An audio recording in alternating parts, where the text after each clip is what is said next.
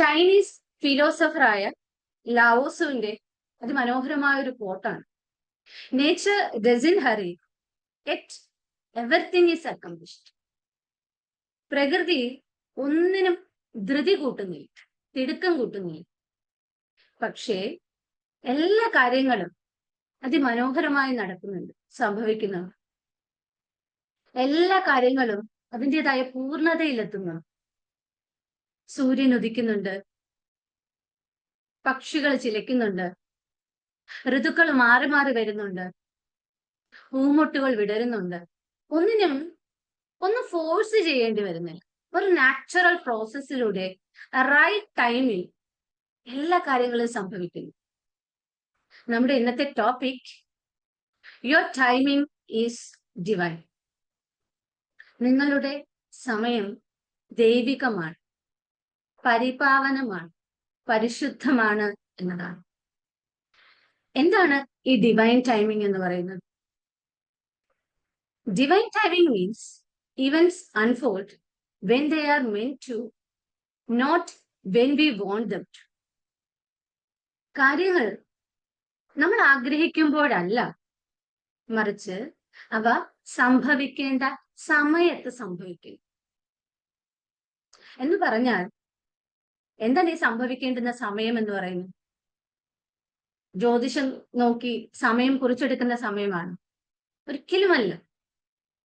നമ്മുടെ ഒരു inner purification നടക്കുന്ന ടൈം, ഒരു ഇന്നർ ഗ്രോത്ത് നടക്കുന്ന സമയം, അതാണ് divine timing. That's the right moment. ഇവിടെ പറയുന്നുണ്ട് events unfold when they are meant to. എപ്പോഴാണോ നടക്കേണ്ടത് അതേ സമയത്ത് നടക്കുന്നു എന്നുള്ളതാണ്. അതായത് അവിടെ ഒരു വെയിറ്റിംഗ് പീരീഡ് ഉണ്ട്.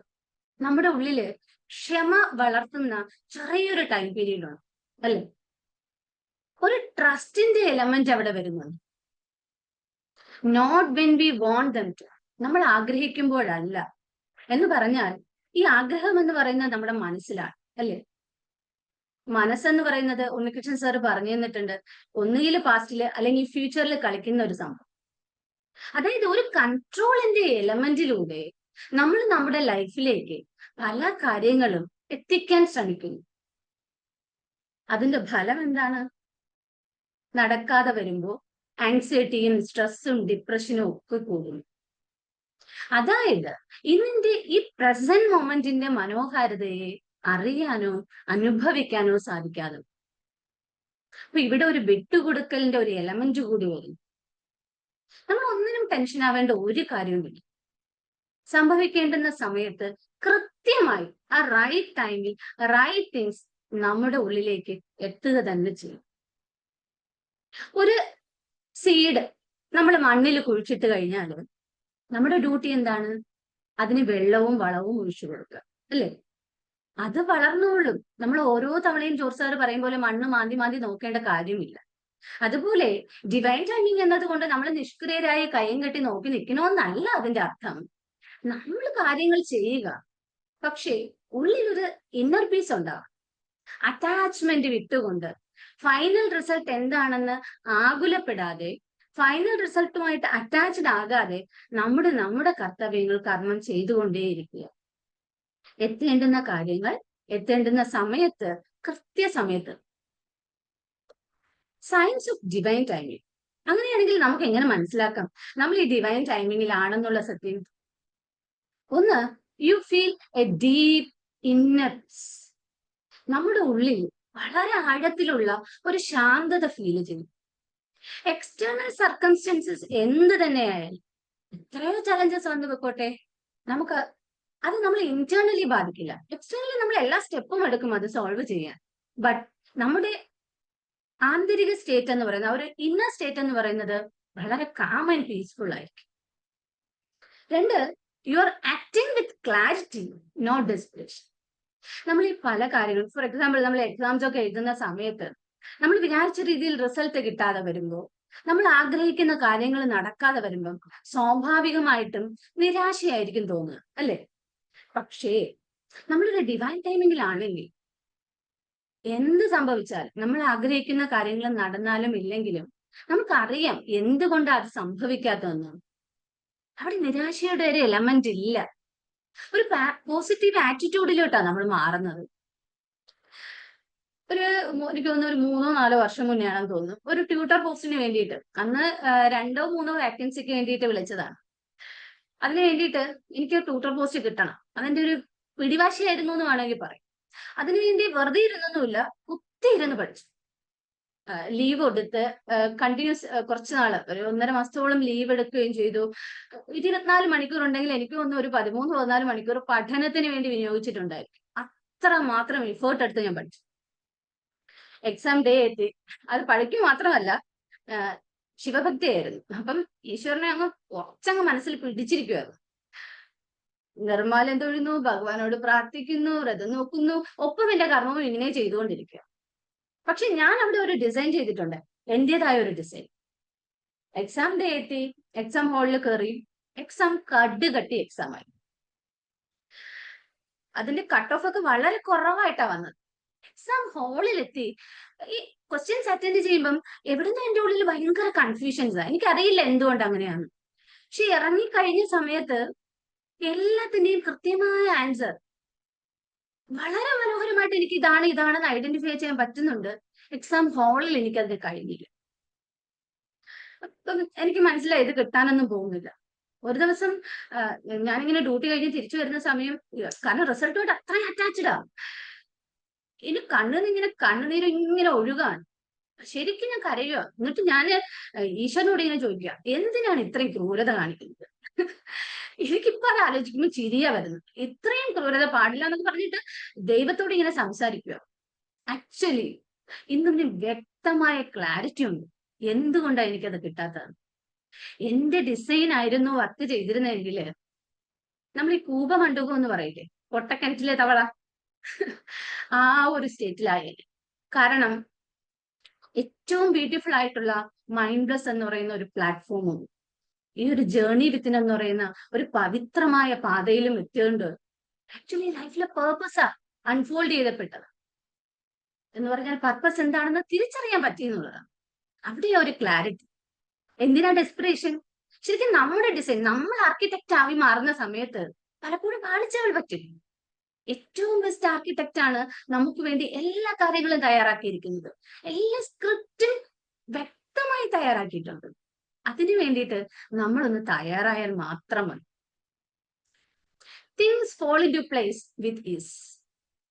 ശരിക്കും ഈ ഒരു ഡിവൈൻ ടൈമിംഗിലാവുമ്പോഴുണ്ടല്ലോ, നമ്മുടെ ആ ഒരു ഇന്നർ പ്യൂരിഫിക്കേഷൻ നടന്നു കഴിഞ്ഞാല് നമ്മൾ ആഗ്രഹിച്ചിരുന്ന പല കാര്യങ്ങളും നമ്മുടേതായ ഒരു എഫേർട്ടും കൂടാതെ നമ്മളിലേക്ക് എത്തിച്ചേരും. നമ്മൾ തന്നെ അറിയില്ല. പലപ്പോഴും നമ്മൾ പറയില്ലേ, എങ്ങനെ മൈൻഡ്ലെസ്സിൽ എങ്ങനെ എത്തിച്ചേർന്നു എന്ന് അറിയില്ലേ, കറക്റ്റ് ടൈമിങ്ങിലാ എത്തിയെന്ന് പറയും. ഈ സ്പോർട്സിൽ പറയും ടൈമിങ്, അതായത് എക്സാക്ട് ടൈം, റൈറ്റ് മൊമെന്റ്. ആ ടൈമിങ്ങിൽ കാര്യങ്ങൾ വർക്ക് ചെയ്ത് തുടങ്ങും. അവിടെ നമ്മുടെ എഫേർട്ട് വേണ്ടി വരുന്നില്ല. You feel spiritually support. Unnikrishnan sir ഇടയ്ക്ക് ഒരു സെഷൻ എടുത്തിട്ടുണ്ട്, ഐ എം നോട്ട് അലോൺ, അല്ലേ? നമ്മൾ ഒറ്റയ്ക്കല്ല. ഒരു ശക്തി നമ്മളെ എപ്പോഴും താങ്ങാനും എപ്പോഴും ഡയറക്റ്റ് ചെയ്യാൻ കറക്റ്റ് പാത്തിലേക്ക് ഉണ്ട് എന്നുള്ള ഒരു ഫീൽ നമ്മുടെ ഉള്ളിലുണ്ടാവും. അങ്ങനെ വരുമ്പം externally whatever may be the circumstances, എന്ത് തന്നെ ആയാലും നമ്മൾ ഉള്ളുകൊണ്ട് ശാന്തരായിരിക്കും, കൂളായിരിക്കും. Sometimes life doesn't unfold the way you want, അല്ലെ? നമ്മൾ ആഗ്രഹിക്കുന്ന രീതിയിൽ തന്നെ എപ്പോഴും കാര്യങ്ങൾ നടക്കണമെന്നില്ല. ചില സമയത്ത് വ്യത്യസ്തമായി വരാം. But the detours, the heartbreaks and closed doors often lead you to something better. പലപ്പോഴും നമ്മുടെ പ്ലാനിന് വിരുദ്ധമായി നടക്കുന്ന ചില കാര്യങ്ങളുണ്ടല്ലോ, നമ്മുടെ ഹൃദയ നൊമ്പരങ്ങളുണ്ട്, അടഞ്ഞ വാതിലുകളുണ്ട്. ആക്ച്വലി നമ്മളെ ഏറ്റവും ബെറ്റർ പ്ലേസിൽ കൊണ്ടെത്തിക്കാനുള്ളതാണ്. ആ ഒരു വാതിൽ, നമ്മൾ കണ്ട ആ ഒരു വാതിലാണ് നമ്മൾ പോയെങ്കിൽ ഒരുപക്ഷെ നമ്മൾ എവിടെയെങ്കിലും കുടുങ്ങിപ്പോയേനെ. ഏറ്റവും ബ്യൂട്ടിഫുൾ ആയിട്ടുള്ള, ഏറ്റവും പെർഫെക്റ്റ് ആയിട്ടുള്ള ഒരു ഡോറ് നമുക്ക് വേണ്ടി തുറക്കപ്പെടാനായിരുന്നു ഇങ്ങനെ ഒരു ചെറിയൊരു വാതിൽ നമുക്ക് മുന്നിൽ അടയ്ക്കപ്പെട്ടത്. ഇറ്റ്സ് നോട്ട് ഫെയിലുവർ, ഇതൊന്നും പരാജയങ്ങളല്ല, ഇറ്റ്സ് റീഡിറക്ഷൻ. ശരിയായ പാതയിലേക്ക് നമ്മെ തിരിച്ചുവിടുന്നതാണ്. പലപ്പോഴും നമുക്കതൊരു എൻഡായിട്ട് തോന്നാം. ജോർജ് സാർ പറയാറില്ലേ, എല്ലാ ബെൻഡും എൻഡ് അല്ല എന്ന്. അതുപോലെ ശരിക്കും പറഞ്ഞാൽ അതൊരു വളവായിരുന്നു, അതൊരു അവസാനമായിരുന്നില്ല, കറക്റ്റ് പാത്തിലേക്കുള്ള റീഡിറക്ഷൻ ആയിരുന്നു. അങ്ങനെയാണെങ്കിൽ ഇത്രയും ഇന്നർ പീസ് കിട്ടുന്ന, ഇത്രയും ആന്തരിക സമാധാനമുള്ള ഒരു ഡിവൈൻ ടൈമിങ്ങിൽ നമുക്കും എത്തണം അല്ലെ? How to embrace divine timing? First one, trust the divine process. ഒന്ന്, വിശ്വാസത്തിന്റെ എലമെന്റ് ആണ് പ്രധാനം. ഏത് കാര്യവും നമ്മൾ ഡൗട്ട്ഫുൾ ആയിട്ട് പോയാൽ അത് പെർഫെക്റ്റ് ആയിട്ട് നടക്കും? ഇല്ല. അവിടെ ഡൗട്ടിന്റെ എലമെന്റ് വരുമ്പം അത് വർക്ക് ചെയ്യാനുള്ള പോസിബിലിറ്റി വളരെ കുറയുകയാണ്. വിശ്വസിക്കുക, അതാണ് ഏറ്റവും പ്രധാനം. Trust the divine process. Accept the rhythm of life which is beyond our control. എല്ലാറ്റിനും ഒരു താളമുണ്ട് അല്ലെ? അതുപോലെ നമ്മുടെ ലൈഫിനും ഒരു താളമുണ്ട്. ആ താളത്തെ അക്സെപ്റ്റ് ചെയ്യാൻ നമുക്ക് സാധിക്കും. നമ്മുടെ ജീവിതം നമ്മുടെ നിയന്ത്രണത്തിലല്ല. എല്ലാ കാര്യങ്ങളും നമ്മൾ വിചാരിക്കുന്നത് പോലെയാണോ നടക്കുന്നത്? അല്ല. പക്ഷേ അവിടെ ഒരു ട്രസ്റ്റിന്റെ എലമെന്റ് വരുമ്പോൾ, കാര്യങ്ങൾ അക്സെപ്റ്റ് ചെയ്ത് തുടങ്ങുമ്പോൾ, അക്സെപ്റ്റൻസ് വരണമെങ്കിൽ നമ്മൾ റെസിസ്റ്റൻസിനെ ലെറ്റ് ഗോ ചെയ്യണം അല്ലെ? എല്ലാം നിയന്ത്രിക്കാനുള്ള ഒരു ടെൻഡൻസി ഉണ്ടല്ലോ. നമ്മൾ വർക്ക് ചെയ്തോളൂ, എന്തിനു വേണ്ടിയിട്ട് വേണമെങ്കിലും നമുക്ക് പ്രയത്നിക്കാം. പക്ഷെ റിസൾട്ടുമായിട്ട് അറ്റാച്ച്ഡ് ആവാതെ ആ ഒരു എലമെന്റിനെ അല്പം ഒന്ന് വിട്ടുകൊടുത്തുകൊണ്ട് നമ്മുടെ പ്രോസസ്സ് ചെയ്താൽ, മുന്നോട്ട് പോയാൽ ഏറ്റവും ബ്യൂട്ടിഫുൾ ആയിട്ട് ലൈഫ് ലീഡ് ചെയ്യാൻ പറ്റും. Stay committed, detach from risks. ചെയ്തോളൂ, എന്ത് ആഗ്രഹത്തിന് വേണ്ടിയിട്ടും വർക്ക് ചെയ്തോളൂ. പക്ഷെ അവിടെ അറ്റാച്ച്മെന്റ് ഉണ്ടാവും റിസൾട്ടിനോ. ആ പ്രോസസ് ഏറ്റവും ബ്യൂട്ടിഫുൾ ആയിട്ട് പോകണമെന്ന് മാത്രം. Be grateful for delays, they are divine protection. സത്യം പറഞ്ഞാൽ നമ്മൾ വെറുതെ ഒരു 10 മിനിറ്റ് ഇന്ന് ബോധപൂർവം ഇരുന്ന് നമ്മുടെ പാസ്റ്റിനെ ഒന്ന് റീവൈൻഡ് ചെയ്യണം. എപ്പോഴെങ്കിലും നമ്മുടെ ലൈഫിൽ ചെറിയ ചെറിയ വിഷമതകളോ അല്ലെങ്കിൽ കാര്യങ്ങൾ നടക്കാൻ ചെറിയ ചെറിയ താമസങ്ങൾ, നമ്മൾ ആഗ്രഹിച്ച രീതിയിൽ കാര്യങ്ങൾ നടക്കാതെ വന്നിട്ടുണ്ടെങ്കിൽ അതൊരു ഡിവൈൻ പ്രൊട്ടക്ഷൻ ആയിരുന്നു എന്നുള്ളത് ഇന്ന് നമുക്കത് മനസ്സിലാവും. ഒരുപക്ഷെ അന്ന് ആ തിരിച്ചറിവ് നമുക്കുണ്ടായിരുന്നിട്ടുണ്ടാകും. Your journey is secret. നമ്മുടെ ഈ ജേർണി ഉണ്ടല്ലോ, അത് ഏറ്റവും പരിശുദ്ധമാണ്, ഏറ്റവും പരിപാവനമാണ്. You are exactly where you need to be. നമ്മൾ എവിടെയാണോ ആയി തീരേണ്ടത് അവിടെയാണ് നമ്മൾ. Trust the process, the slow days, the sudden shifts. ചെറിയ ചെറിയ ആ ഒരു തടസ്സങ്ങളുണ്ടല്ലോ, ആ ഒരു ഡിലേ ഉണ്ടല്ലോ, അതിനെ നമ്മൾ വിശ്വസിച്ചാൽ മതി. കറക്റ്റ് പാത്തിലാണ് നമ്മൾ പൊയ്ക്കൊണ്ടിരിക്കുന്നത്. Divine timing is in just passive waiting, it's a cosmic collaboration.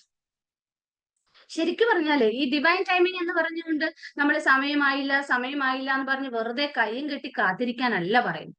ഒരു പാസീവ് വെയിറ്റിംഗ് ഒന്നുമല്ല അവിടെ സംഭവിക്കും. It's a cosmic collaboration. പ്രപഞ്ചവുമായുള്ള നമ്മുടെ ഏകോപനമാണ്, ഒരു ഒത്തുചേരലാണ്. പ്രപഞ്ചവുമായി നമ്മുടെ എനർജി ഫ്രീക്വൻസി അതേ ഫ്രീക്വൻസിയുമായി ഒത്തുചേർന്ന് വരുമ്പോൾ കാര്യങ്ങൾ ഏറ്റവും ബ്യൂട്ടിഫുൾ ആയി അൺവെയിൽ ചെയ്യപ്പെടും. What's meant for us will come in its own time. എന്താണോ നമുക്ക് സംഭവിക്കേണ്ടത് അത് ഏറ്റവും ബ്യൂട്ടിഫുൾ ആയിട്ട് ദ റൈറ്റ് മൊമെന്റിൽ, ദ പെർഫെക്റ്റ് മൊമെന്റിൽ അത് സംഭവിച്ചിരിക്കുക തന്നെ ചെയ്യും. If God is your guide, why fear the way? നമ്മുടെ ഗൈഡ്, നമ്മുടെ വഴികാട്ടി ഈശ്വരനാണെങ്കിൽ എന്തിനാണ് നമ്മൾ ഭയപ്പെടുന്നത്? ശരിക്കും അച്ഛന്റെ തോളത്തിരിക്കുന്ന ഒരു കുട്ടി പട്ടിയെ കണ്ട പേടിക്കും? ഇല്ല. കാരണം അവനറിയാം അവൻ ഇരിക്കുന്ന അവന്റെ അച്ഛന്റെ തോളപ്പുറത്താണ്. അവിടെ ഒന്നും സംഭവിക്കാനില്ല. വേണമെങ്കിൽ 2 കല്ലൂടെ എടുത്ത് അല്ലെ? ആ ഒരു വിശ്വാസമാണ്. ഒരു ശക്തി നമ്മുടെ ഉള്ളിൽ ഉണ്ടെന്നും നമ്മുടെ പ്രോപ്പറായിട്ട് ആ ശക്തി നമ്മളെ ഗൈഡ് ചെയ്യുമെന്നും നമ്മൾ ഇത്തിരി വിട്ടുകൊടുത്താൽ മാത്രം മതിയുമെന്ന് ഉറപ്പിച്ച് വിശ്വസിച്ച് മുന്നോട്ട് പോയാൽ നമ്മുടെ ലൈഫ്, നമ്മളിപ്പം ചിന്തകളിലൂടെ നടത്തുന്ന ഈ പേടിയും ഈ ടെൻഷനും ഒക്കെ മാറിക്കിട്ടും. സ്മൂത്ത് ആയിട്ട് ഡിവൈൻ ടൈമിങ്ങിലായി തീരാൻ നമുക്ക് പറ്റും. We are divinely aligned. ഇനി നമുക്ക് മെഡിറ്റേഷനിലേക്ക് കടക്കാം.